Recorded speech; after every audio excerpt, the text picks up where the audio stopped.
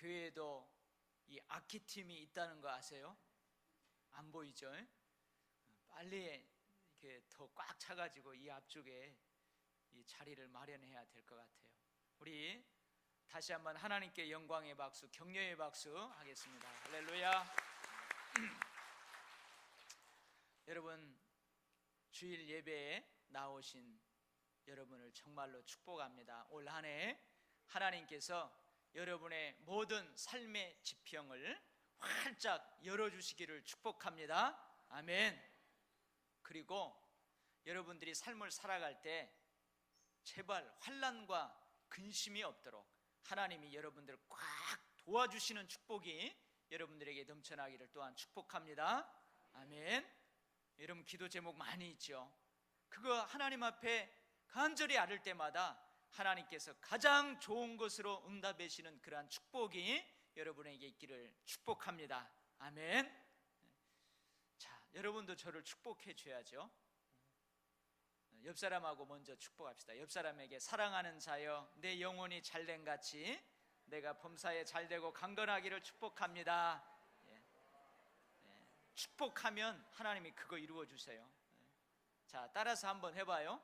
사랑하는 자여 내 영혼이 잘된 같이 내가 범사에 잘되고 강건하기를 축복합니다. 아멘. 할렐루야. 여러분 2.5라는 숫자가 살았답니다. 근데 늘 3이라는 숫자에게 형님 하면서 그 뒤를 따라다녔대요. 그런데 어느 날 이 3을 보고도 형님이라고 하지 않고 예의도 갖추지 않는 거예요. 다른 나라하고는 다르게 3이라는 그 형님 앞에서도 도도하게 행동을 하는 거예요. 그래서 그 3이라는 형님이 2.5 그 아우를 불렀습니다. 너 이 녀석 왜 나한테 형님이라고도 안 하고 왜 예의도 안 지켜? 왜 이러세요? 이제 내가 형님이란 말이에요. 나 점 뺐거든요. 그랬대요. 여러분 조그만 점 하나를 뺐을 뿐인데 3보다도 아주 큰 형님이 되었습니다. 남이라는 글자가 있어요. 다 남이라는 글자가 있는데 남이라는 글자에서 점 하나만 쏙 빼면은 사랑하는 님이 돼요. 님이. 여러분 힘이라는 글자도 있습니다. 힘. 이 힘이라는 글자에서 작대 이 점 하나를 잘못 찍으면 흠이 돼요. 흠. 힘을 잘못 쓰면 흠이 되는 거예요. 우리가 조금만 변해도 그 결과는 엄청난 것입니다. 우리가 조금만 오래 달라져도 그 삶에서 누리는 축복의 결과는 엄청날 줄 믿습니다.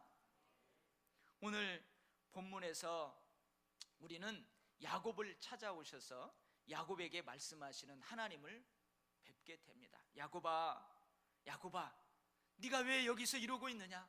일어나라. 일어나서 베델로 올라가서 거기에다가 단을 쌓으라. 하나님이 너무 안타까워서 야곱에게 이렇게 말씀을 하십니다.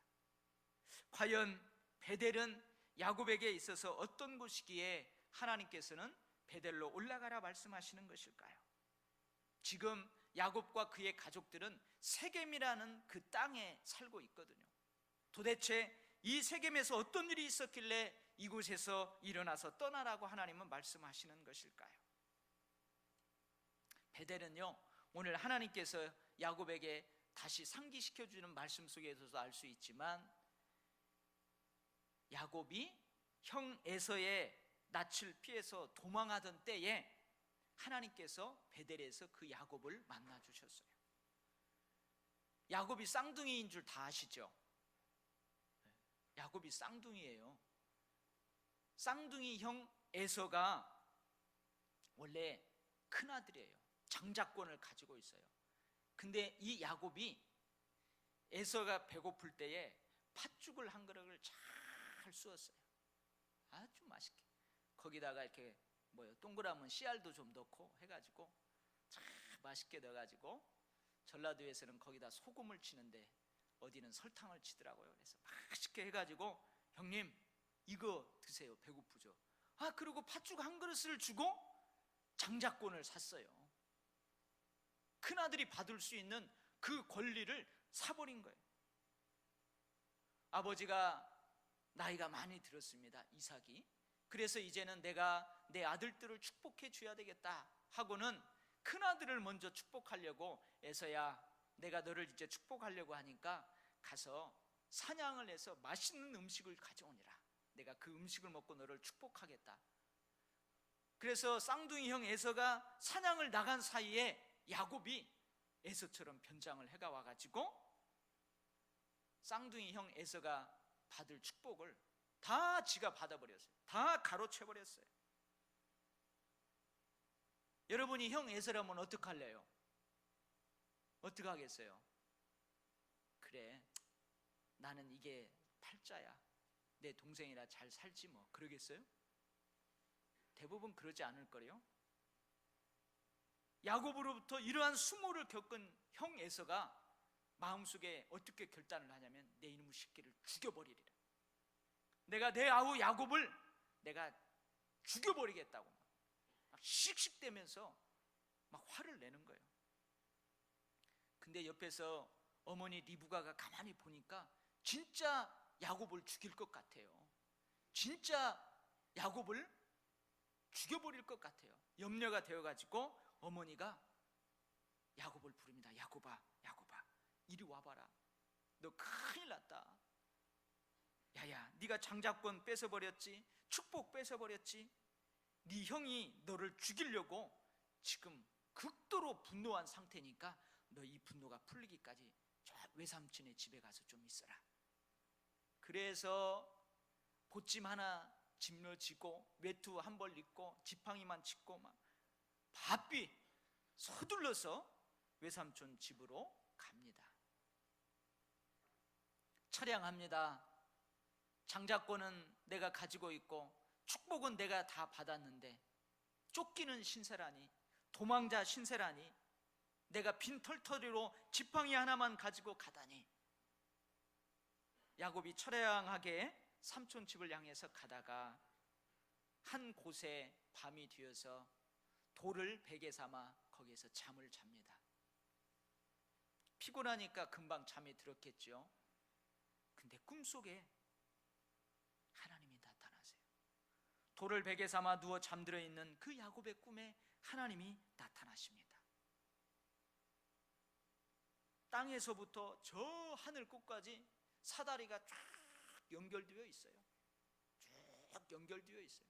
저 하늘 끝쪽에는 구름이 이렇게 해서 끝이 안 보일 정도로 사다리가 쫙 올려 있는데, 그 사다리 중앙에 서서 하나님이 야곱에게 축복을 하는 거예요.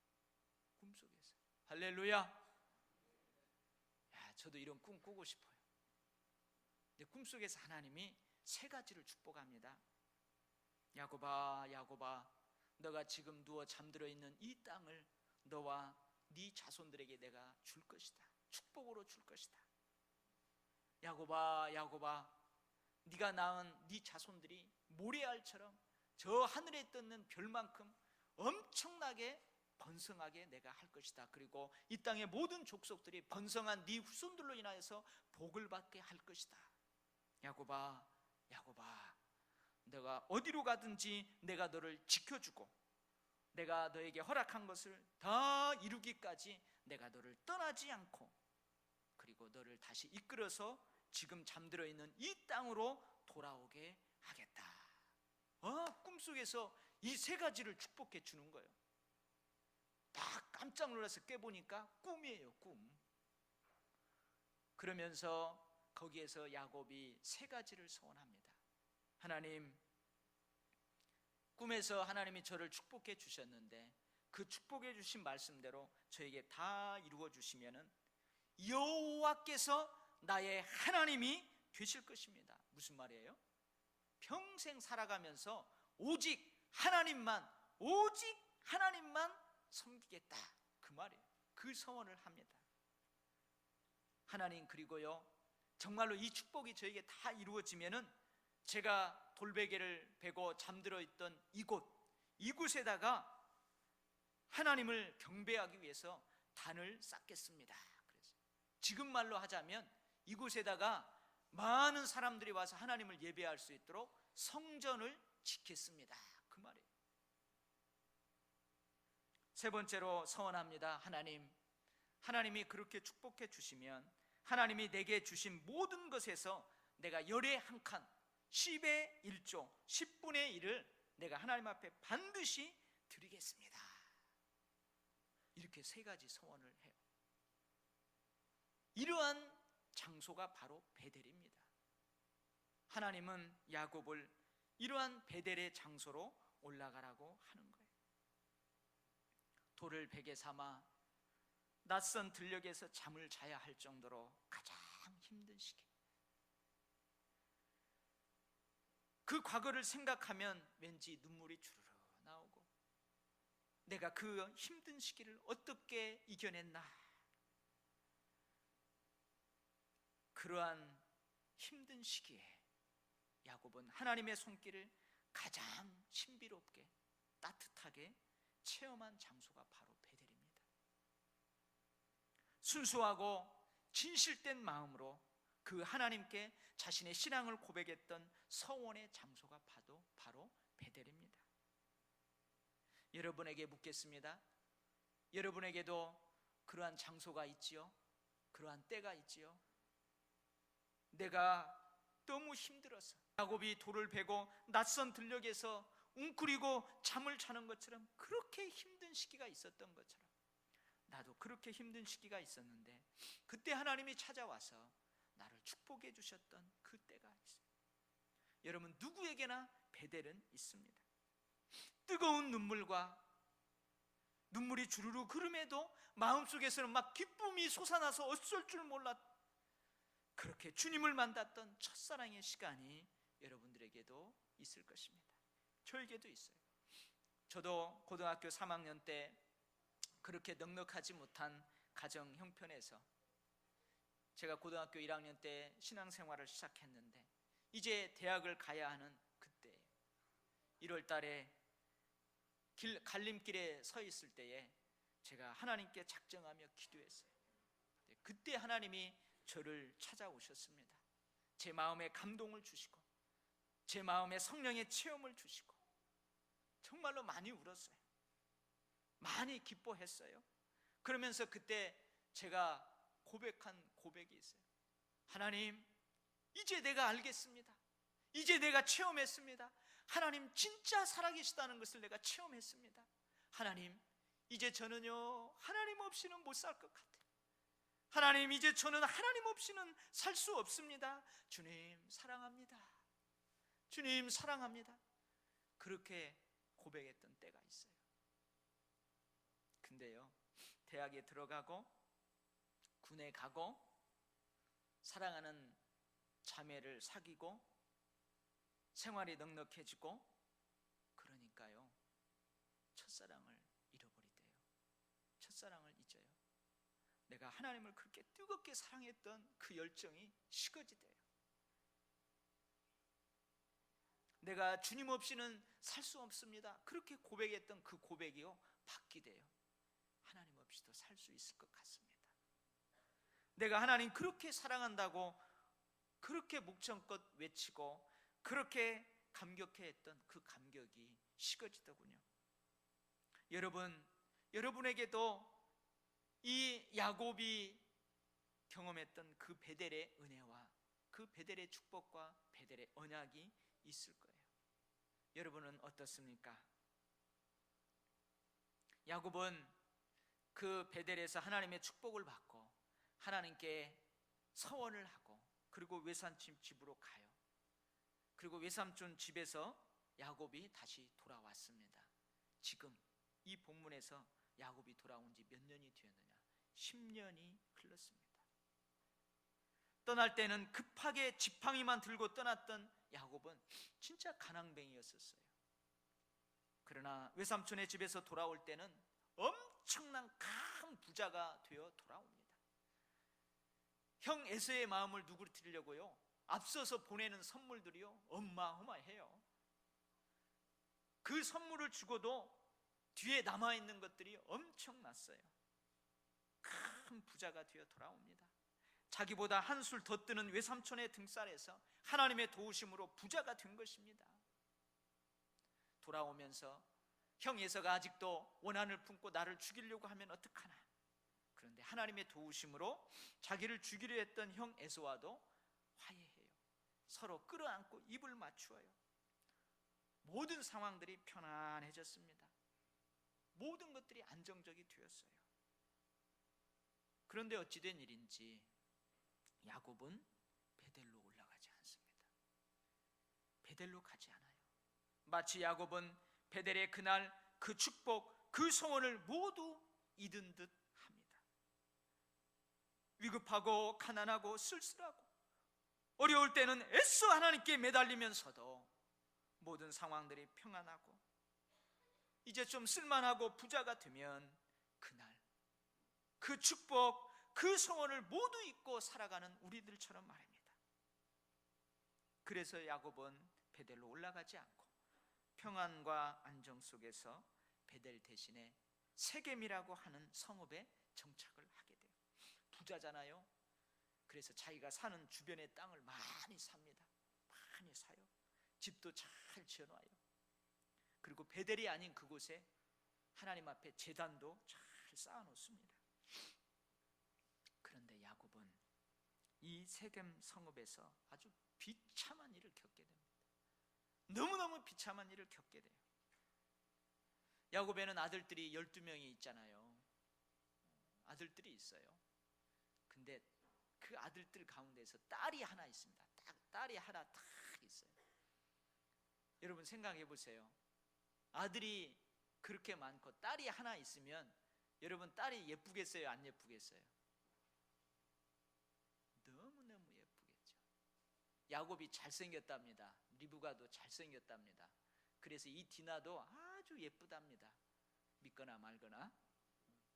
그렇게 예쁜 딸 디나가 그 세겜에서 살 때 그 세겜에서 살아가는 여인들에게 놀러 가요. 근데 거기에서 그 세겜 성읍의 추장에게 성폭행을 당합니다. 성경은 이렇게 기록하고 있어요. 그 땅의 추장 세겜이 그를 보고 그 디나를 보고 끌어들여 강간하여 욕되게 하였다. 아이고, 어떻게 해야 될까요? 너무나 비참한 일이잖아요. 여러분 야곱을 생각해 보세요. 야곱을 생각해 보세요. 아이고, 이 녀석아 뭐하러 거기에 갔느냐. 이제 어떻게 할래? 어떻게 할래? 아마 야곱의 억장은 무너졌을 거예요. 그래서요 성경에 보면 야곱을 비롯한 야곱의 모든 가족들이 근심했다고 기록되어 있어요. 근데요 처음에는 그렇게 근심하다가 나중에는 그 근심이 분노로 바뀝니다. 분노로 바뀌어요.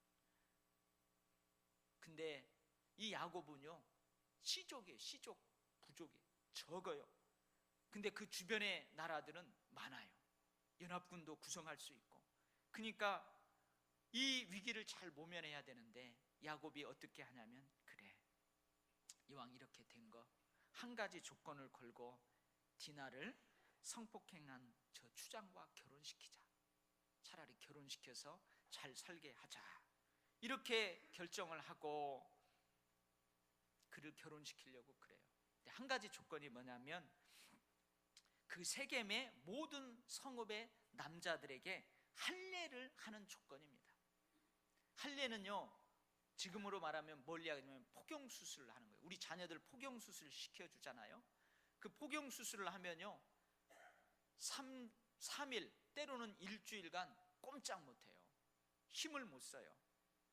그래서 모든 남자들이 할례를 받는 조건으로 이제 디나하고 그 추장하고 결혼을 시키려고 그래요. 모든 일이 잘 해결되는 것 같았습니다. 오히려 이렇게 하면 이 위기가 더 행복으로 바뀔 수 있을 것 같아. 그렇게 잘 해결되는 것 같았어요. 그런데요 이 성폭행 당한 일보다도 더 엄청난 일이 벌어지고 맙니다. 그게 뭐냐면요, 디나의 친오빠가 있어요. 디나하고 같은 엄마의 뱃속에서 나온 오빠들이 두 명이 있어요. 시므온과 레이라는 오빠가 있어요. 근데 이 오빠들은요, 이 분노를 아직도 다 가라앉히지 못했어요. 내가 이놈 새끼들 다 죽여버리겠다. 그래가지고 그 세겜 성읍에 할례를 받고 힘을 못 쓰는 그 남자들에게 찾아가가지고 이 두 형들이, 두 오빠가 가지고 다 죽여버립니다. 대량 학살을 저지르고 말아요. 그리고 다 죽여놓고 집으로 돌아와가지고 나머지 형제들하고 함께 다시 가가지고 그 집에 있는 모든 것들을 노략질을 해와요. 다 약탈을 해와요. 그들의 누이를 더럽힌 것, 누이를 창녀같이 대우한 그들에게 이렇게 복수를 하고 맙니다. 야곱은 다시 한번 공경에 빠지게 됩니다. 여러분, 한번 야곱을 생각해 보세요. 그래서 야곱이 나중에요, 요셉이 살아있다는 그 이야기를 듣고 그 애굽으로 내려가서 바로왕 앞에 설 때 뭐라고 고백하냐면, 나는 험악한 세상을 살았습니다. 나는 험악한 세월을 살았습니다. 그렇게 고백합니다. 생각을 해보세요. 저는 이 말씀을 준비하면서 야곱의 입장에서 마음이 몇 번씩 아프고 그랬어요. 다시 공경에 빠지는 거예요. 야, 이 녀석들아, 우리는 수가 적은데 니들이 이 대량 학살 노략질을 하면 어떻게 될 거냐? 이제 우리 집은 멸망했다. 저 족속들이 연합군을 형성해가지고 우리를 치러 올 것이 분명한데 우리는 망하게 되었구나. 왜 이런 짓을 했느냐, 이놈들아 어떻게 해야 되겠니? 이렇게 공경에 빠져서 어찌할 수 없는 그 야곱에게 누가 찾아오세요? 하나님이 찾아오세요. 오늘 보면 하나님이 찾아오십니다. 찾아오셔서 베델로 올라가라고 말씀하시는 거예요. 야곱아, 힘드냐? 왜 힘든데 여기에서 이렇게 살고 있느냐? 너가 형을 피해서 도망할 때 너를 만나 주었다. 그 베델로 다시 올라오거라. 다시 올라가거라. 하나님의 말씀을 들은 야곱은 모든 식구를 모아놓고 말합니다. 얘들아, 안 되겠다. 하나님이 나에게 다시 나타나서 말씀하셨는데 우리 다 일어나서 베델로 올라가라고 한다. 내 환난 날에 내게 응답하셨던 하나님, 내가 가는 길에서 나와 함께 하신 그 하나님, 그 하나님에게 내가 거기에 올라가서 단을 쌓아야겠다. 그래요, 여러분. 어쩌면 우리도 이럴 수 있어요. 우리도 몰라요. 하나님께서 다시 찾아오셔서 우리에게 말씀하시지 않고 우리를 깨우쳐주지 않으시면 몰라요. 그래, 나는 하나님의 백성이야. 지금까지 하나님의 백성이라는 것을 잊고 살았어. 그래, 나는 누가 뭐래도 하나님의 것이야. 나는 누가 뭐래도 하나님의 소유된 존귀하고 보배로운 자야. 내가 이렇게 수모를 겪으며 살 필요가 없지. 내가 이렇게 살면 안 되지. 그래, 베델로 올라가자. 베델로 올라가자. 하나님이 다시 찾아오셔서 말씀하셨을 때에 야곱은 베델의 은혜와 베델의 언약을 다시 되새기면서 신앙의 결단을 하게 됩니다. 베델로 올라가라. 이 하나님의 말씀은 신앙을 다시 회복하라는 말씀이에요. 베델로 올라가자. 이 야곱의 외침은 신앙을 회복하겠다는 결단입니다. 그러면서 야곱은요, 베델로 올라가기 전에 모든 가족들이 해야 할 일들을 제시합니다. 세 가지를 하라고 말합니다. 첫 번째, 뭘 하냐면요, 야곱은 자기 집안에서 이방 신상을 다 버립니다. 이방 신상을 다 버려요. 모든 이방 신상들과 자기 귀에 있는 귀고리들을 땅에 다 묻어버려요. 또 이 말씀을 하니까 지금 귀걸이 차고 있는 사람들, 어메, 나도 귀걸이 땅에 묻어야 되나 그러는데요, 그러지 않아요. 이 성서시대, 이때의 그 장신구들, 몸에 치렁치렁 가지고 다니는 장신구는요, 어떤 의미가 있냐면 남녀가 다 공용으로 그것을 했답니다. 남자도 장신구를 하고 여자도 장신구를 하고. 그래서 이것은요, 예쁘게 보이려는 거칠어야 하는 의미도 있지만 어떤 의미가 더 많이 있냐면 불운을 쫓아내는 부적의 역할을 했대요. 그러니까 뭐예요? 그것을 신처럼 그렇게 의지하는 거예요. 그래서 모든 이방 신상들과 자기 귀에 있는 귀고리들을 다 해가지고 땅에 묻어버리는 거예요. 어떻게 하나님을 믿는 야곱 집안에 이러한 우상 단지들이 들어갔을까요? 이방 신상들이 있게 되었을까요? 이해할 수 없는 일이죠. 근데요, 그럴만해요. 왜냐하면 삼촌 그 밧단 아람 메소포타미아에서 삼촌 집을 떠날 때에 라헬이 드라빔이라는 것을 훔쳐옵니다. 자기 아버지 집에서. 이 드라빔은 뭐냐면요, 조그만한 사람 형상으로 되어 있는 우상이에요. 우상. 이것이 집을 지켜주는 수호신이다. 그리고 그 당시 고대 근동에 있는 사람들이 이것을 신으로 섬겼던 거예요. 근데 그것을 훔쳐와요. 그리고 아마 야곱이 그 외삼촌 집 메소포타미아에서 올 때에 돈 주고 산 종들이 있었을 거예요. 근데 그 종들이 그 메소포타미아에 있는 우상들을 가지고 와서 우상을 섬기는 그럴 가능성도 있어요. 그리고 오늘 세겜을 노략할 때에 세겜에서 그 우상 이방 그 신상들을 가지고 왔을 가능성도 있습니다. 어쨌든 야곱은 그러한 모든 것을 다 모아가지고 땅속에 묻어버립니다. 형상화된 신상만이 우상이 아닙니다. 유일하신 하나님이 하나님으로 계셔야 할 그곳에 다른 어떤 것을 놓는다면 그것이 바로 우상이 되는 거예요. 내가 하나님 없이는 살 수 없습니다. 하나님 사랑합니다.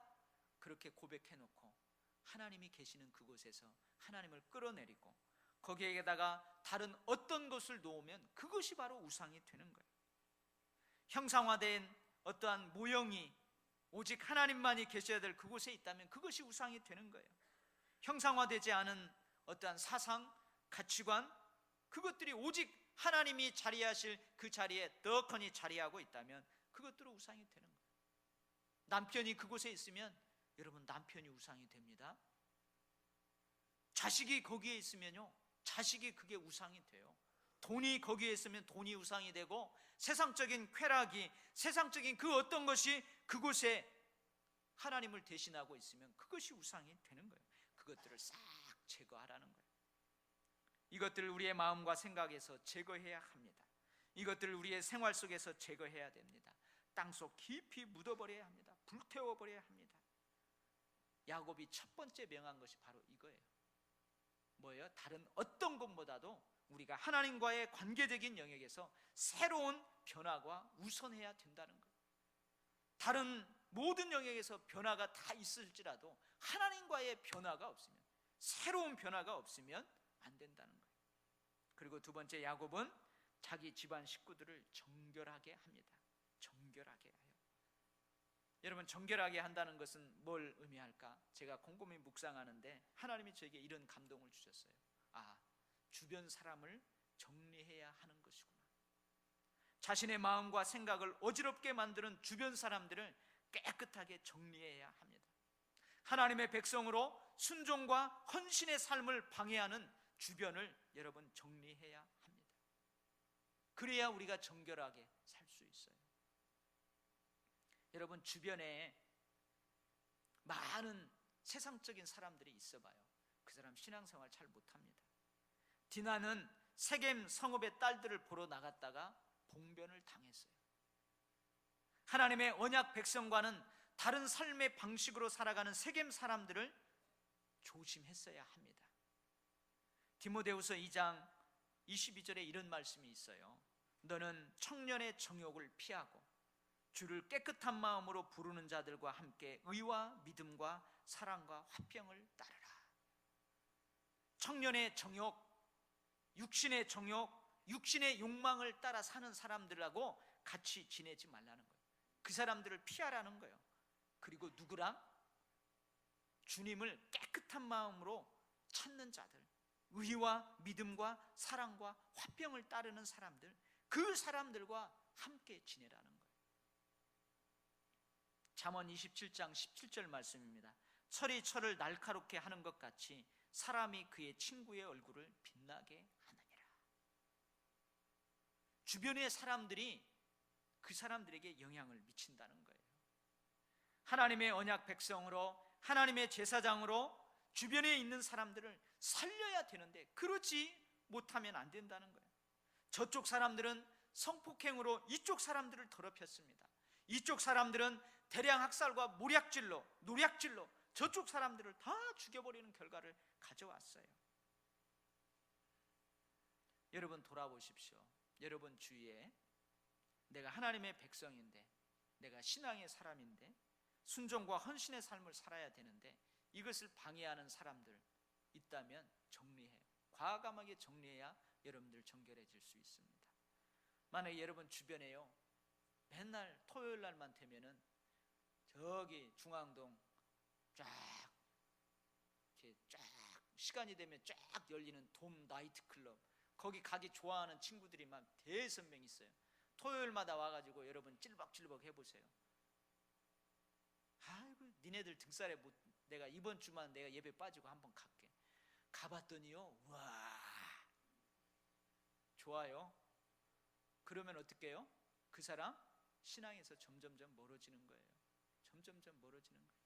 여러분 주변에요, 등산 좋아하고 뭐 개돈 부어가지고 어디 놀러 다니기 좋아하는 사람들 여러분 주변에 많아 봐요. 그런 사람들은요, 이 신앙의 사람들과 삶의 방식이 다른 사람들이에요. 그러면 신앙 지키기가 어려워요. 그런 사람들과 도무지 함께 하지 말라는 것이 아닙니다. 그러면 어떻게 우리가 이 세상을 떠나야죠. 떠나야 그 사람들과 함께 하지 않을 수 있죠. 함께 하지 말라는 것이 아니에요. 어떻게 하라는 거예요? 멀리 하라는 말이에요.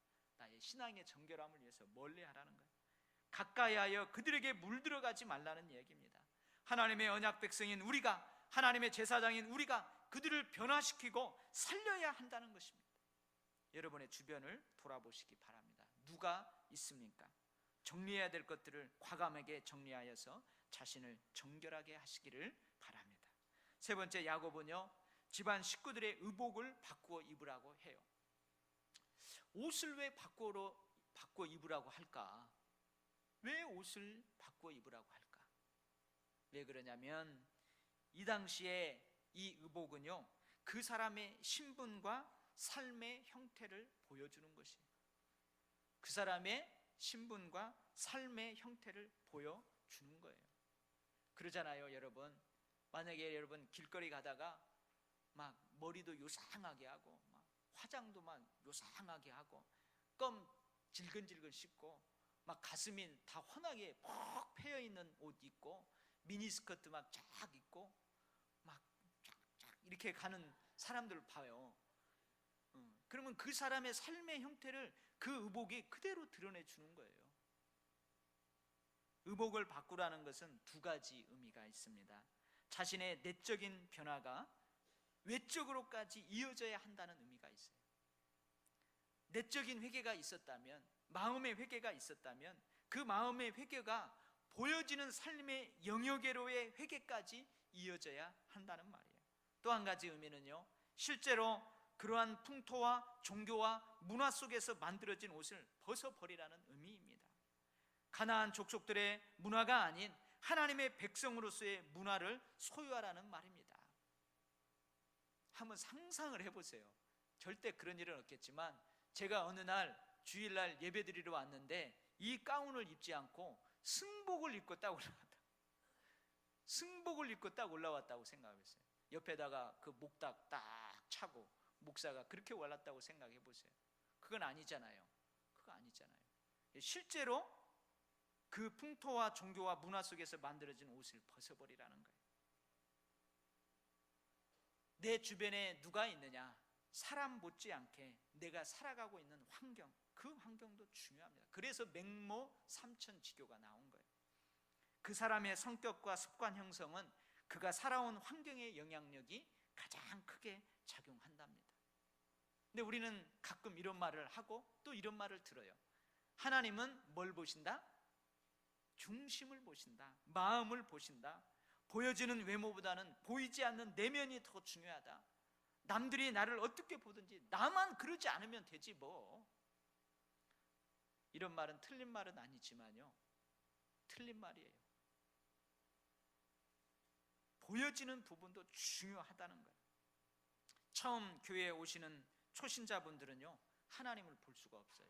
아직 믿음의 영안이 열려있지 않기 때문에 못 봐요. 예수 그리스도를 볼 수가 없어요. 그래서요, 누구를 통해서 하나님을 보느냐? 먼저 믿는 기존의 신자들을 통해서 하나님을 봅니다. 그들의 말투, 그들의 옷차림, 그들의 행동 하나하나를 통해서 그들은 예수님을 봐요. 그러니 여러분, 보여지는 외모 또한 중요한 것이에요. 근데 우리 그리스도인들은 또 하나님은 중심을 보신다, 하나님은 중심을 보신다, 마음이 중요하다 하니까 이 외모를 별로, 이 육체를 별 등한시하는 경우가 있어요. 여러분, 상품 자체도 중요하지만 그 상품을 담고 있는 포장지도 중요한 거예요. 물론 과대 포장은 금물입니다. 사치하라는 말이 아닙니다. 여러분, 주일에는 좀 일찍 일어나서 화장을 잘 고치고 오시기 바랍니다. 아멘 안 하시네? 해야 된다니까요. 생얼로 오지 마시고 화장도 잘 적당하게 하시고, 그리고요, 일찍 일어나서 깨끗한 옷으로 입고 머리도 좀 잘 다듬고 손질하고 오시기 바랍니다. 아멘? 이제 아멘 사례가 조금 커졌어요. 사치하라는 얘기가 아니에요. 막 미장원에 가서 몇십만 원짜리 머리 하고 오라는 것이 아니에요. 옷을 비싼 거 사입고 오라는 게 아니에요. 존귀하신 하나님 앞에 나오는데 우리의 마음도 중요하지만 외모도 깔끔하게 단정하게 그렇게 오라는 거예요. 우리 그리스도인들은요, 성결해야 돼요. 정결해야 돼요. 청결해야 돼요. 순결해야 합니다. 우리 사랑하는 도입교회 성도 여러분, 2013년 여러분에게 베델의 약속이 다 이루어지기를 축복합니다. 베델의 축복, 베델의 하나님을 더욱더 깊이 경험하시기를 간절하게 축복합니다. 그러기 위해서 먼저 여러분, 조그만 영역에서라도 변화를 한번 시도해 보시기 바랍니다. 점 하나를 뺐을 뿐인데요, 3보다도 엄청난 형님이 되었어요. 25가 되었어요. 조그만 변화라도 여러분들이 그 변화를 시도하면 그 결과는 예상치 못한 큰 축복이 될 줄 믿습니다. 축복의 베델로 올라가기 전에 먼저 변화의 베델로 올라가시는 우리 도율교회 성도들이 다 되시기를 주의 이름으로 축원합니다. 아멘. 하나님 감사합니다. 내가 하나님 없이는 살 수 없어요. 하나님만이 나의 생명이고 나의 살아가는 원인이고 사랑합니다. 그렇게 고백했었는데 어느 순간 우리도 야곱처럼 잊어버립니다. 까먹습니다. 어려움을 당하여 하나님이 친히 찾아오실 때 그때서 깨닫고 다시 하나님 품으로 뛰어들어가 한없이 우는 경우가 많습니다. 아버지 하나님, 올 한 해 우리가 변화시켜야 될 그 영역들을 보게 하여 주셔서 아픔이 있더라도 그것을 변화시킴으로 성장과 성숙으로 달려나갈 수 있게 하셔서 축복의 베델로 올라가는 저희 모두가 되게 하여 주시옵소서. 예수님 이름으로 기도하옵나이다. 아멘.